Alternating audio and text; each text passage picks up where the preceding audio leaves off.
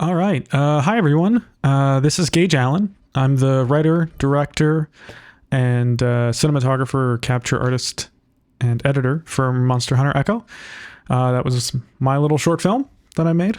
And yeah, this is the director's commentary.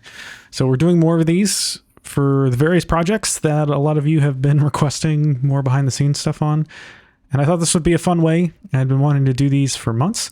So we'll do one for Solus, episode 1 and 2. We'll do one from Battlefield and Forza and all the other stuff. But with Echo, this is our most recent release as of April of 2025. And we're going to go through it and talk about some of the makings of it. Now, the start of it happened basically when Wilds came out. Wilds, I had never played Monster Hunter before. I'd heard of it, but never played it. And Nicole showed it to me, and she was super, and she was like, we're gonna, when it comes out, we are going to play it. And so I got it and played it. We had this whole weekend where we played it just nonstop. And I fell in love with it. I really saw the beauty of it. So I started to mess around with, after playing the game quite a bit for like a week or two, I started to mess around with, how to shoot footage, just like I do with the trailers. For those of you that don't know, my day job is making game trailers as a writer, director, and a capture artist, and I also edit them. But I've worked on Pacific Drive, Baldur's Gate 3, Ark, Path of Titans, Stellaris, Crusader Kings, Divinity Original Sin 2, Long Dark, tons of stuff. And I've been doing it for like 17 years. So when it comes to capture, that's like the thing, that's my bread and butter, basically. So I couldn't help but want to shoot, in Wilds, and the result was this film. So yeah, that's I'm really proud. I got it all in game, which is why we open with this text that it was shot entirely in game. A lot of my trailers, we say that because otherwise people will watch it and think it's something pre-rendered when it's not. So, because that's my specialty, I like shooting everything in game. And then this opening shot. This whole opening sequence was the first thing that I did, basically. I was able to organize it into this sort of structure. And that's me voicing it as well. So these Dune-like shots.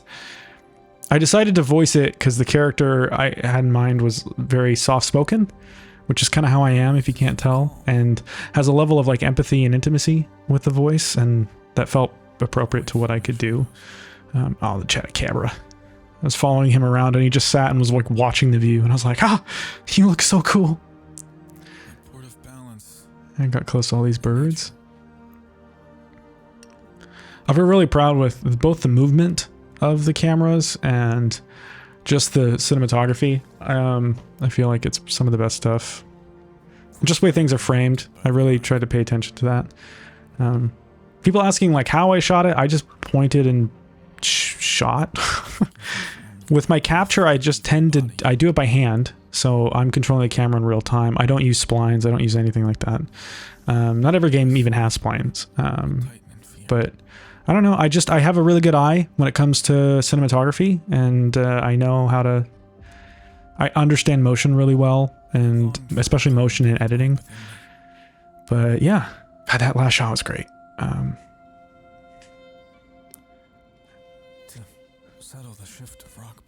Settle shift. I also wrote this, and the story is about, the entire story is actually about me dealing with my anxieties, and like that are new.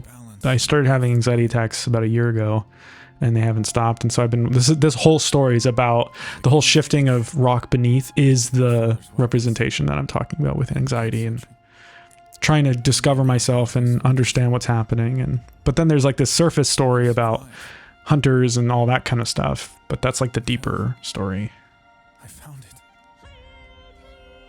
Yeah, and the shot was just chance. Sunset, and I managed to get that look. The place I had been seeking. And that's really cool motion. That song was the first song I put in. This one.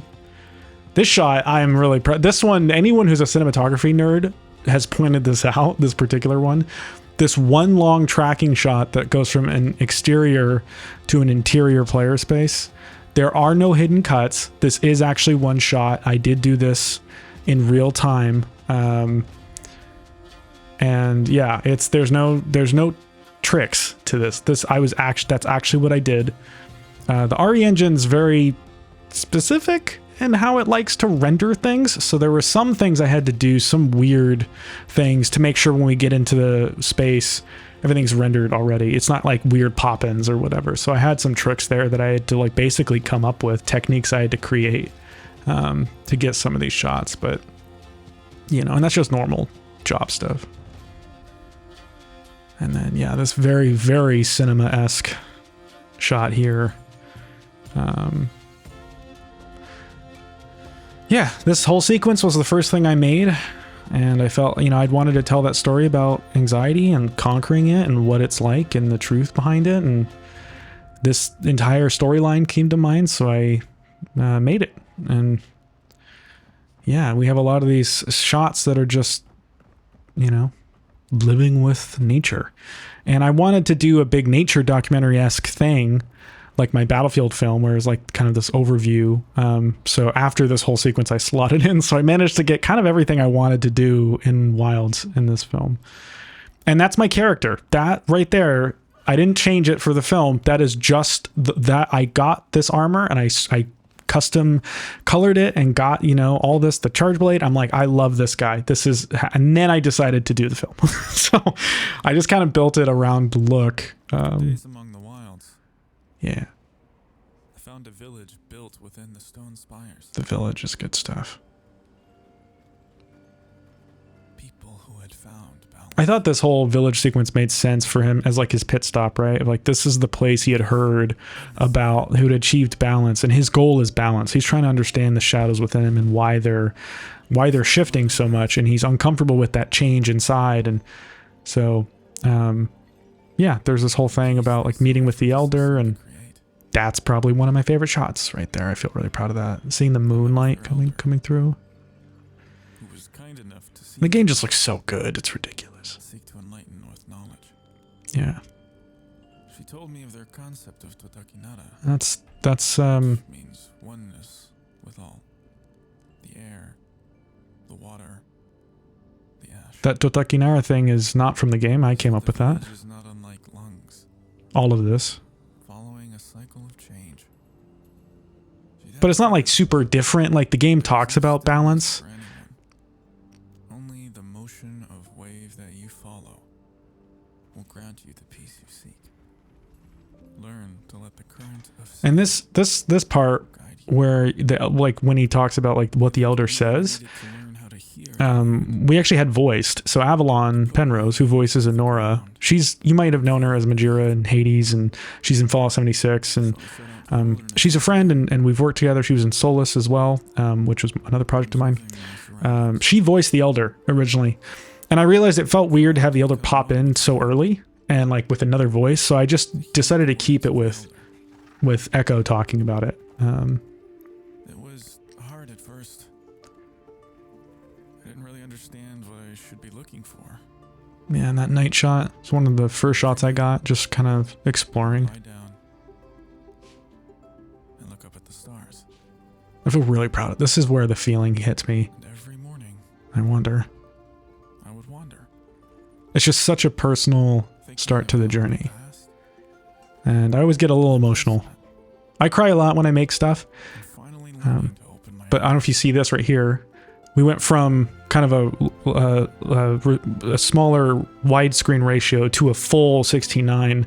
The like letterbox thing in the top bottom disappears because it's our character. That represents his perspective, and now his kind of world is getting bigger. So he's really trying to look, and his eyes are opening. So that's why we moved to that 16:9 full frame look. in the ruins of the world Yeah, to the sands of the new one. this game's so goddamn gorgeous. Oh, and I'm so proud of this. I was so proud of how I got this little, like, I got really close and he just moved just right. But then these little guys and the way, I don't know, like the wildlife, I was so proud of how I managed to capture.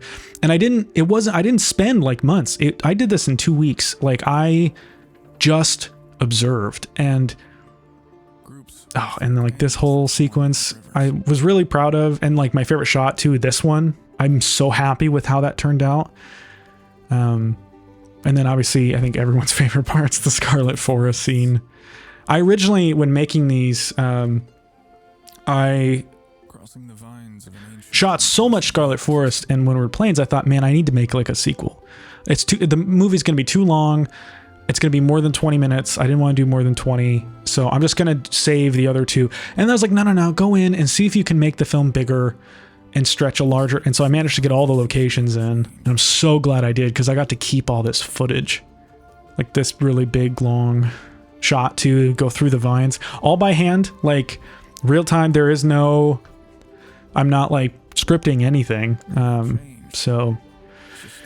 yeah, it was pretty good. And the emotion is so on point. I usually get really kind of emotional here too. I studied the endemic life. You know, and the writing was took a while to really get right, and like what I originally was much more specific, and then I realized I just didn't want to. I just wanted the flow, and I wanted the words to be more like cover a wider range. Oh, and look at that young cuckoo. Yeah. That's the shit. This is also by chance, the river turning red. That was just by chance that I was shooting at the same time. But yeah, and then this. I got lucky the Lullabarina was sleeping in this one. To those you don't want to wake up. Those you don't want to wake up? No. Please, be careful. It's funny, I used to be a voice actor. For small indie games, and then I just kind of resorted to just doing like small voices in trailers because I worked on trailers. So I was really nervous to voice this because I don't know, it had been a while since I've really decided. I did Ghost in the Destiny stuff that we were doing, but Guardian, like that voice. But this is a much more specific, lower tone voice. Also, that underwater shot. I knew I needed to get a underwater shot, so that was like one of the last things I got. Because like I gotta insert this here because I want the phrase of like, the water feeding the aquatic world, or And nourishment. This part was funny because I originally had it written as like the flock travels. It's like during mating season, but then I did research and found out there's not really a mating season because there's like an absence of eggs or like young ones. So it's like it's like a flock to find mates and nourishment. So I'd update that. And these little things, the wood ones, I'm so proud of this. They're so cute. I'm so glad my character looked over. That's why I included it there as like him like, Jesus, that's your 7th serving. You're still eating? Yeah. I'm so glad. I'm so glad I decided to shoot more. I did this in a day.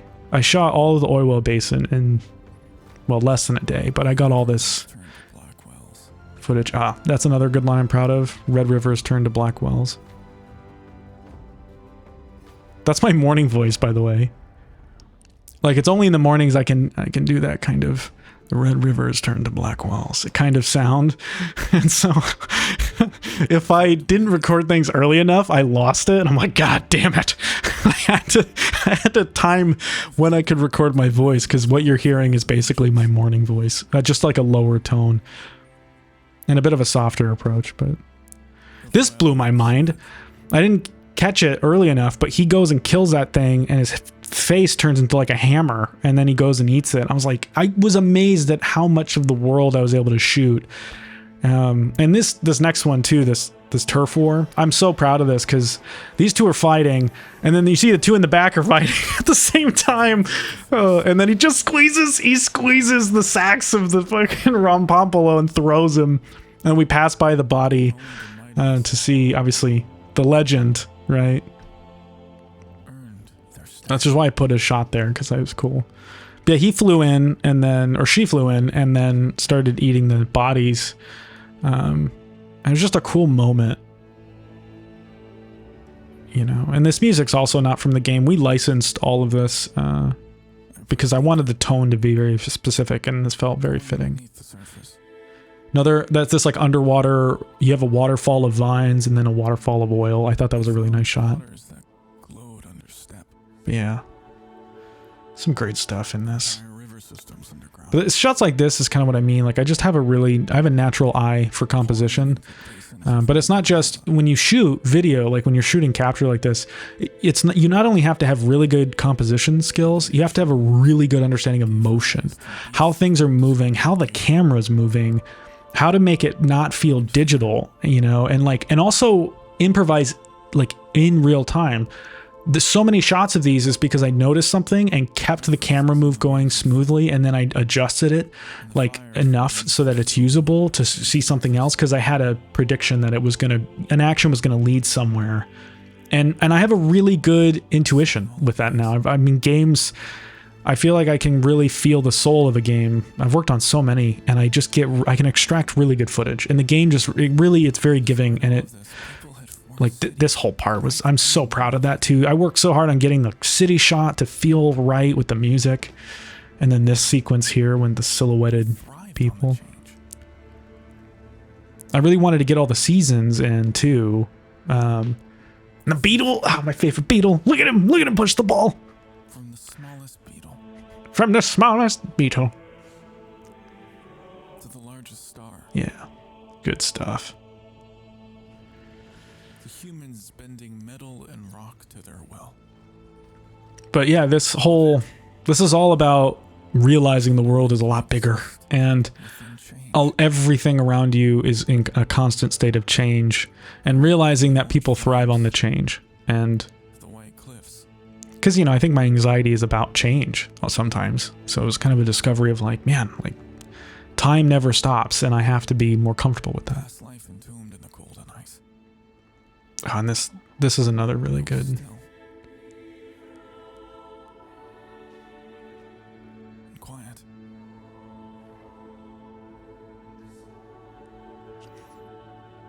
And frankly, this represents me story-wise, me going into my past, into the things that were really hurtful and painful, that are sort of like a shrine to a previous time. And when you're facing it, that's what this line means. This next one. I started to miss the simplicity of my youth. You know, before you build all of the things and try all the things, and it just falls apart, and you know, the trauma and the healing that you need in the scar tissue, like that's kind of what this represents to me. Like this is visiting those previous horrors in my life to understand what they are, but not dismiss them, you know, and because they're always going to be a part of me in some way. And that's what, and like the footage I think is great. It's so cool. I'm so proud of it. I had seen enough. But it's also like, yeah, facing your demons, you know, and that's what these next two big battles really are, is watching someone face theirs and then you face yours. So, they were scared. Yeah. I talked about a leviathan, drunk on the torrential downpour that was destroying. It's oh my god, that's such a pretty... It took me a few versions to really get that intro right. I had so many different iterations of introducing Uthuna, but I finally think I got the right teasery-esque, and then that turn and the scar on the face, like I think I managed to hit a pretty decent mixture of the way it's done. And then the reveal of the ghost. Then a ghost came out of the trees. Honora. Challenging the Titan. And that's Avalon. All the grunts you hear, that we put those in. That we did those lines. That's our actor, Avalon Penrose, doing them. So we just did a combat battle. She's like, and then we peppered them throughout the fight. Yeah. A lot of you guys were saying this must have taken forever. I think we did 2 or 3 Uthuna fights to get all this. I'm really good at getting very usable stuff very quickly. And getting a lot of coverage, and then going through and then picking the gold moments and kind of, you know, deciding what the structure is going to be, and then going back in and tuning new shots, and, you know. And then this whole moment's meant to represent like a PTSD panic attack kind of thing, and how it feels for me. So what you just saw was my representation. The waterfall, the music, this whole section was, I'm so proud of this. By the way, this was a guess. I didn't know where it was coming up, and I was like, I hope to God it's there when I come around the bend. And sure enough, Uthduna was right in frame. Worked out. Yeah, this is the cinematic shit. This is the stuff that gets really good, I think. You know, it's just so... Yeah. And trying to balance too, like with this, like I like trying to balance the framing here where we're getting a really good view of the backdrop and we're not changing it too much to these shots where we're kind of pushing in quite a bit, right? And then getting this, you know, that variety is really important to make a lot of this stuff and like feel vibrant, right? And then, yeah. And the sun did come out in the middle of a fight. That is actually what happened. So that's... And so, yeah, so Nicole, who's playing the character right now, is an insect glaive main, which is incredibly difficult to shoot. Like, I have to be honest with you, that is, of all the weapons to be filming, insect glaive is so hard because it's in the air constantly. So I'm glad I was able to keep up with her, and how she was moving. This cool, like, slow-mo shot.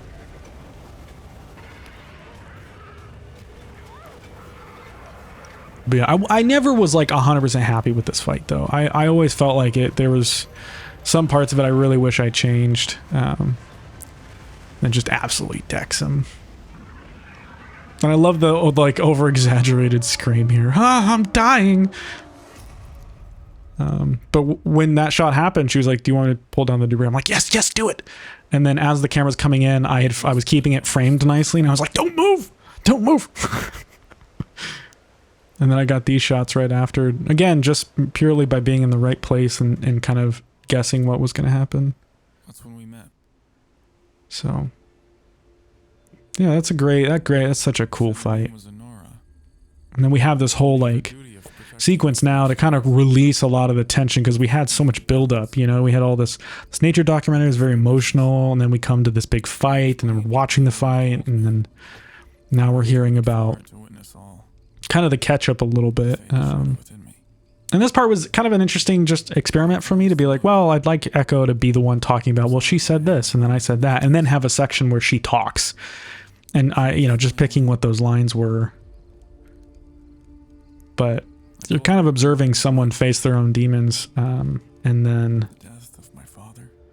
you know, that's openly sharing what yours are.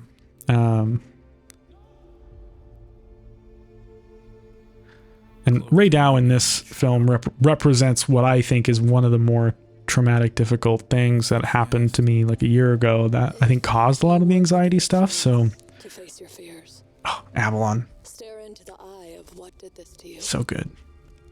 Would you take it? I treated her voice so it sounded like it was coming through a mask. There is one that matches the description. And we shot this so many times because we kept getting interrupted. So like there were several versions of this shot where a Congalala would come in and just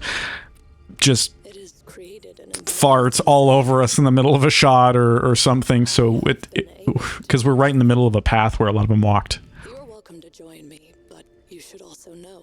This line about if we lay to rest, it may not purge the shadow within you is like kind of the thing of like, you know, you can deal with what's causing this anxiety and trauma and panic, but it's probably not going to solve. You have to continually work at it, right?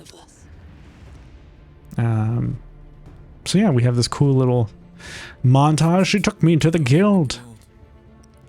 I did at night because I already had that shot during the day, and I was like, it can't be a daytime thing. Keeping nature in balance. But my father's palico enjoyed being back. This line I threw in very last minute about the palico because the whole time I was like, oh wait, palicos are given when you join the guild. I need to explain why my guy has a palico with him if he's not in the guild. So I put that line in there, and then the guild gave us knowledge on what we were fighting. Yeah, I feel glad I got to include quite a bit of that base camp. Now this is before the update with the meeting space and everything. So Then we waited for Storm. Yeah, I figured that was a nice way to like transition and go back into now you're facing the big guy, right? Like you're facing the big. This here is probably my favorite shot of the whole thing. That right there is, I'm so proud of that. You'll notice we're back into letterbox. We were wide until the Uvduna fight. Until he had his panic attack, you'll notice it shrinks down because he's getting more tunnel visioned.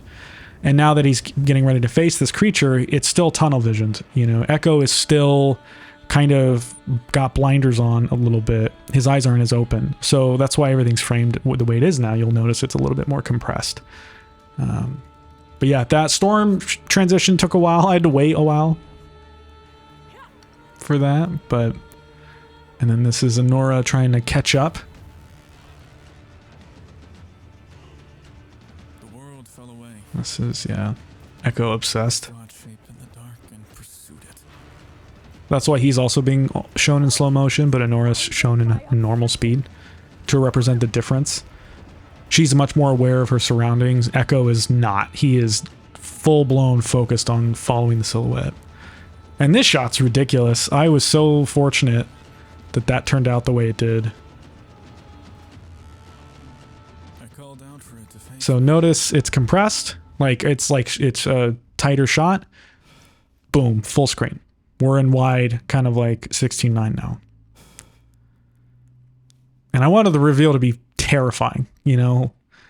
Like this shot here, I'm so proud of this. Just trying to line up the camera, hoping he looks at the camera. And I got lucky there, but this whole sequence and then building it up to the roar with the quietness. God answered. And that's multiple Ray Dow roars that I'm remixing on top of it. And then we get this, look at this lightning strike. Oh man, and I timed the music so bass beat hits. I was like, also the music's not from the game. This was an early choice. I wanted to do the combat to this sound. And now notice it's back to a tighter ratio because he's blinded. First his eyes were opened at its enormity and its horribleness or awesomeness, as you could say. He's in shock. And now he's back to, I'm trying to fuck it up, but he gets kind of decked here. Oh, damn, that's gotta hurt. And then Anora comes.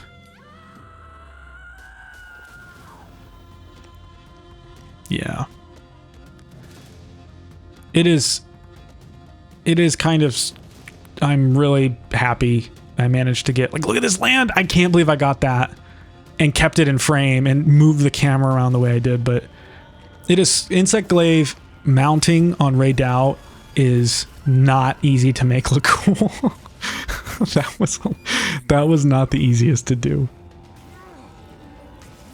And then these like little combat. That's me literally doing all the combat stuff. I get smacked in the face there.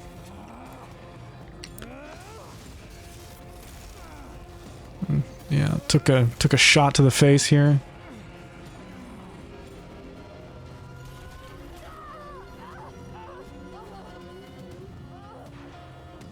Yeah. Really, really high active, very kinetic kind of shot there. It was relentless. Spinning around him.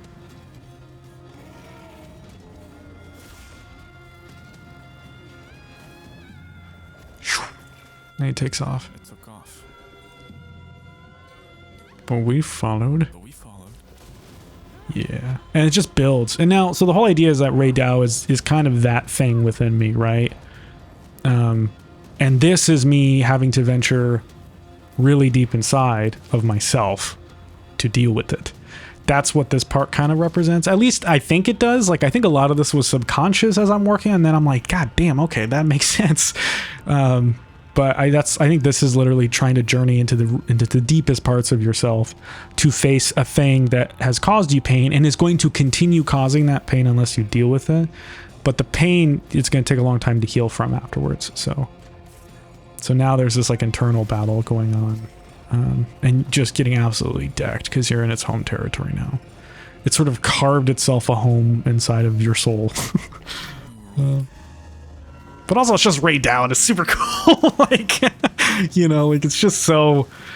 Ray Dow's probably my favorite. I've always loved Ray Dow and never felt like it got the it never got the epicness it really needed.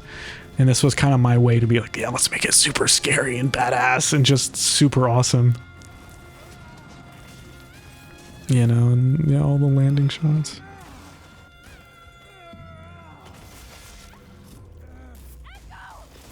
Boom, shot to the face. I was worried the fight was too long. I was worried that people were going to be like, Jesus, bro. Like, you just let yourself loose. And I was like, yeah, but it's cool. But so I'm really glad that I haven't heard that yet. I haven't heard anyone say, like, you went overboard. You know, like it seems like I was able to keep people watching for this, which was cool. And then I added this little story beat. This little, like, because I wanted to give it like an actual like reason why we could kill it. By the way, that wasn't planned. She got like stunned, and I decided to edit it in a way, structure it in a way where it looked like, okay, she's down, she's about to die, and then he's able to kill it. That was all part of the editing. It kind of came out there. And then he dies. And the camera stuff, I felt really proud. Like this shot especially felt like, I felt really happy with how it felt. But yeah, and then this whole sequence about, like, it couldn't have been solved. I didn't want it to be solved. The shadow's still there. You maybe attack the thing that started it, you know, or caused some part of it, but it wasn't going to be that easy. That's like half the battle, is figuring out what it is, trying to figure out how to accept it and heal from it. You know. But I feel like I found a purpose here. So yeah, I thought it was kind of cool. And come back to the first shot again. And the whole idea is that, like, you see the clouds over the sand dunes, and it's like pockets of light and dark, and like getting used to change and realizing it's part of life and being comfortable with change.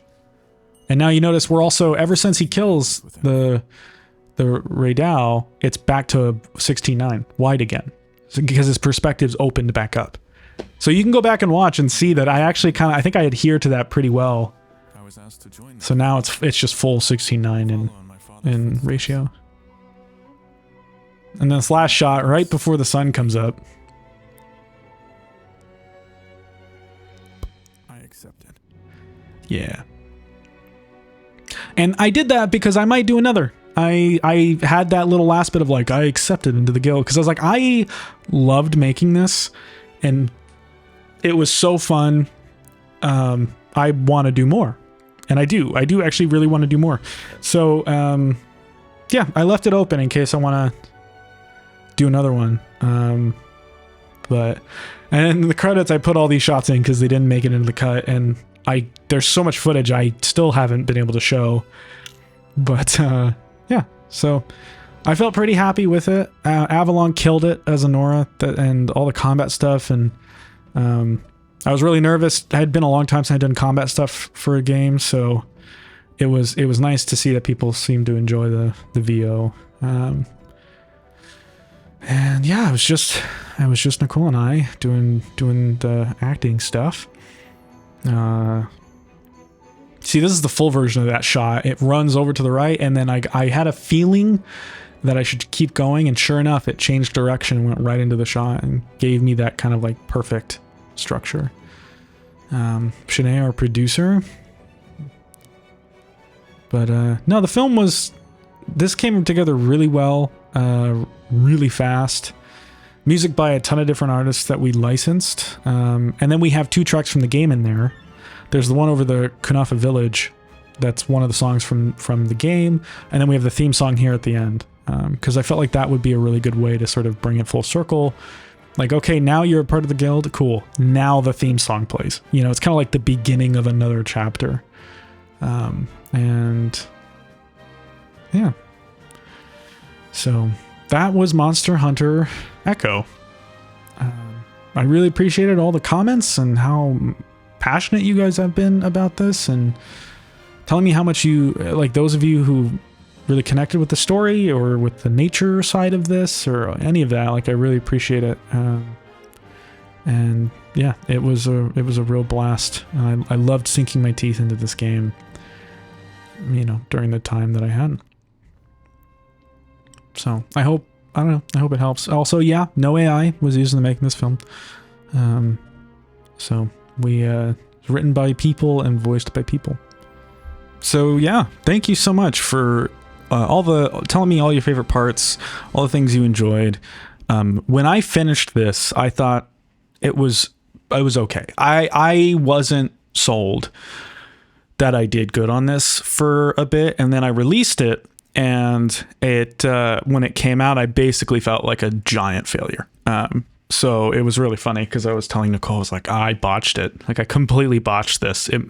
It must be terrible. Like, I feel like a total failure right now. Like, I felt awful. So it's been really sweet to see how many of you really took to the film and really enjoyed it, and all the people talking about it. You know, I think right now it doesn't have that many views, but you guys have been very verbal, and I really appreciate that. So thank you very much for watching, and I hope you enjoyed.